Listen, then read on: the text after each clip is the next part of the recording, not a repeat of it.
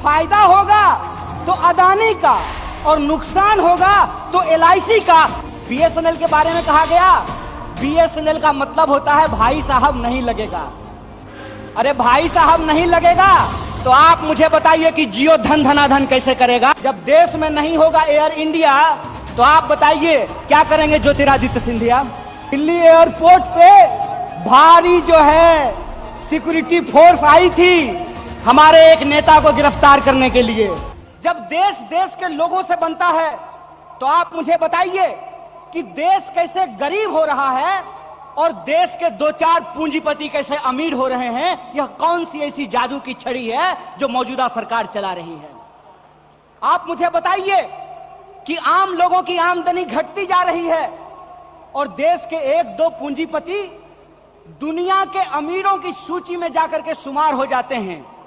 मैं यहां यह बात स्पष्ट कर देना चाहता हूं, हमारी पार्टी अमीरों के खिलाफ नहीं है, हमारी पार्टी पूंजीपतियों के खिलाफ नहीं है, हमारी पार्टी उद्योग धंधों के खिलाफ नहीं है, हमारी पार्टी उद्योगपतियों के खिलाफ नहीं है।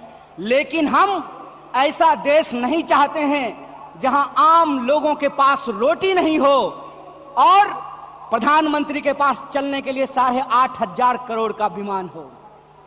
हम ऐसा देश नहीं चाहते हैं कि इस देश के आम लोगों के हाथ में शिक्षा नहीं हो, कलम नहीं हो, स्लेट नहीं हो, कंप्यूटर नहीं हो, मोबाइल नहीं हो और इस देश की जो सरकारी संपत्तियां हैं BSNL के बारे में क्या कहा गया। BSNL के बारे में कहा गया BSNL का मतलब होता है भाई साहब नहीं लगेगा। अरे भाई साहब नहीं लगेगा तो आप मुझे बताइए कि जियो धन धनाधन कैसे करेगा। यह सवाल आज इस देश के सामने खड़ा है।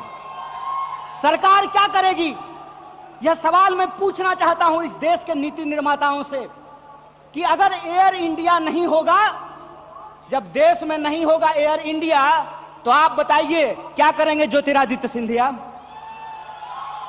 जब एयर इंडिया नहीं होगा, जब रेलवे नहीं होगा, जब BSNL नहीं होगा तो मैं कहता हूं कि इस देश में मंत्री की क्या जरूरत है। जब देश में जनता नहीं होगी तो फिर इस देश में सरकार की क्या जरूरत है।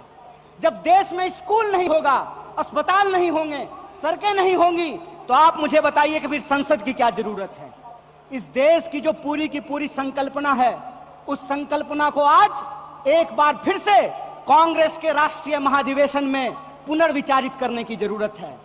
देश का मतलब होता है देश में रहने वाले लोग। DD नेशनल पर एक कार्यक्रम आया करता था, नेहरू जी की किताब है discovery of India. Discovery of India के एपिसोड में नेहरू जी आम लोगों से पूछते हैं कि बताइए कौन है भारत माता, किसको भारत माता कहते हैं। भारत माता इस देश में रहने वाले लोग हैं।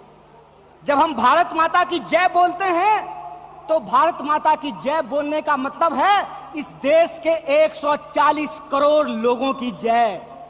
और 140 करोड़ लोगों की जय का मतलब है कि 140 करोड़ लोगों के हाथ में पढ़ाई हो, 140 करोड़ लोगों के हाथ में काम हो, 140 करोड़ लोगों के लिए रोजगार की व्यवस्था हो, 140 करोड़ लोगों के लिए इलाज की व्यवस्था हो, 140 करोड़ लोगों के लिए चलने के लिए सड़कें हो, गाड़ियां हो, रेलवे हो, हवाई जहाज हो। और आपने देखा कि देश में कुछ लोग लोकतंत्र को अपनी बपौती समझ लिए हैं। अभी जब मैं हवाई जहाज की बात कर रहा था तो मुझे दिल्ली एयरपोर्ट याद आ गया। दिल्ली एयरपोर्ट पे भारी जो है सिक्योरिटी फोर्स आई थी हमारे एक नेता को गिरफ्तार करने के लिए। तो मैं दिल्ली में बैठे हुए हुक्मरानों को इस महाधिवेशन के माध्यम से कहना चाहता हूं, आपको मालूम नहीं है भारतीय राष्ट्रीय कांग्रेस का इतिहास। आपके पुरखों ने जिन अंग्रेजों की चापलूसी की थी उन अंग्रेजों से लड़ करके हमने इस देश को आजादी दिलाई। इस बात को याद रखिएगा। ना आपके जेल से डरेंगे, ना आपके मुकदमे से डरेंगे, ना आपकी लाठियों से डरेंगे, ना आपकी गोलियों से डरेंगे। भारतीय राष्ट्रीय कांग्रेस इस देश की पार्टी है और इस देश के हकूक के लिए लड़ती रहेगी। इस बात को याद रखिएगा।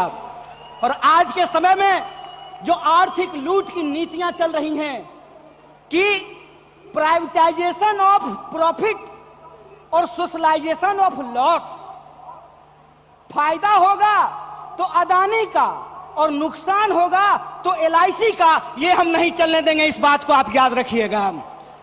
फायदा होगा तो प्रधानमंत्री जी के दोस्त का और नुकसान होगा तो इस देश के आम लोगों का पैसा जो SBI में पड़ा हुआ है उसका, ये हम नहीं चलने देंगे। इस बात को याद रखिएगा।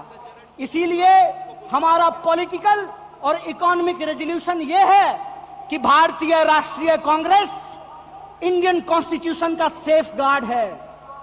हम इंडियन कॉन्स्टिट्यूशन के पहरेदार हैं। हम इंडियन कॉन्स्टिट्यूशन के असली चौकीदार हैं। इस बात को याद रखिएगा।